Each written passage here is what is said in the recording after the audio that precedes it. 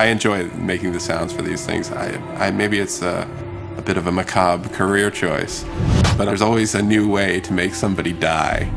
That sounds horrible, but it's true.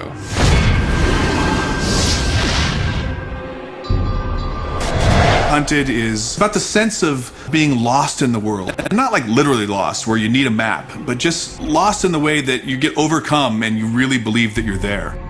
The goal for me is to try and get the player to be excited about what's around the corner. You know, what's happening next? What can I find? What's gonna make the hairs on the back of my neck tingle? You know, we talk about that a lot with the music.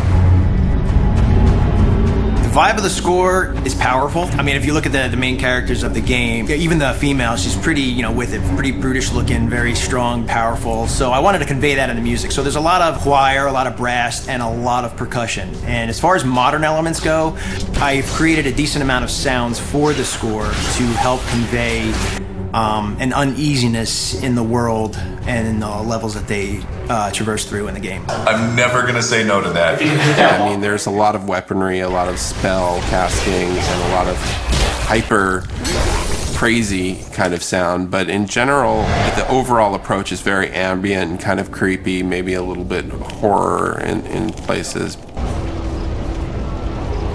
I mean, I'm a big fan of bowing anything, like a cello bow, whether it be a metal tin, a gate, you know, a pot from the kitchen, and you pitch them real low down and you put some reverb and delay on it, and it creates a decent tension for the game.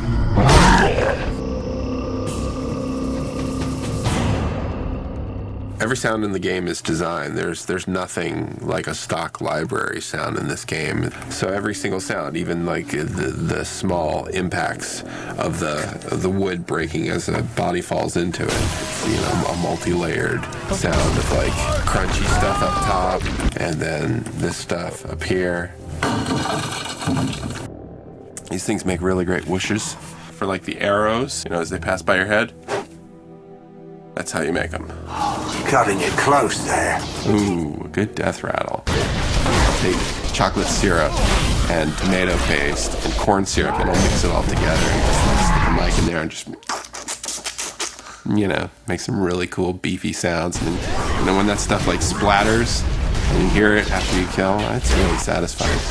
You want to imagine the blood splattering on the ground. You know? If you're into that sort of thing. Because I don't think about that. I never think about that. A lot of the nostalgia of the old dungeon crawly games was all about the magic mouth giving you the riddle, or you find the runes written on the wall and you translate them into some mysterious riddle. What we want to do is give that same kind of fun, like, I figured it out, or I've been thinking about it all night and I woke up in the morning with the answer. We wanted the puzzles of our game to blend into the mythology and blend into the environments and be true to where they are. You know, you may break through a wall and find out there's a huge other area behind it that you didn't know existed, and those are all over our world. The sense of discovery and all of the emotions that walking down those dark corridors invoke is really, to me, sort of the essence of the foundation of what these games are built on. Because your responsibility is to give people what they're looking for, but once you've done that, and then you got to give them some things they didn't expect.